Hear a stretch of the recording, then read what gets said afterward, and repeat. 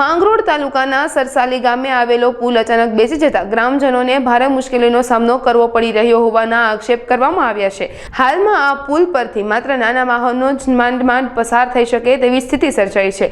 સ્થાનિક રહીશે આ અંગે જણાવ્યું હતું કે અમને ભારે હાલાકી પડી રહી છે અને તંત્ર દ્વારા આ બાબતે તાત્કાલિક ધ્યાનમાં આપવામાં આવે તેવી અમારી માંગ છે। પુલનું સત્વરે સમારકામ કરવામાં આવે તેવી સ્થાનિકોએ માંગ કરી છે। અમારો આ પુલ તૂટી ગયો છે, અત્યારે સાવ નાજુક હાલતમાં છે। પબ્લિક હાલલ સલલ કરી શકે એવી પોઝિશન નથી। દેવી પૂજક દલિત પૂજકના ઘરમાં 3 દિવસના સુલા નથી હરક્યા, છતાંય તંત્ર હજી સુધી કોઈ અહીં સરસાલીની મુલાકાતે આવેલું છે નહીં।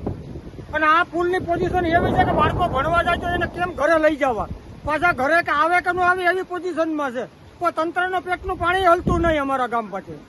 એટલે અમે સરકારને એવી અપીલ કરીએ કે તાત્કાલિક આવે અને આ પુલનું કાંઈક પણ નિવારણ કરે, જેથી કરીને અમે અવર જવર કરી શકીએ। શાકભાજી લેવાય જવાય એવું નથી અમારા ગામની અંદર।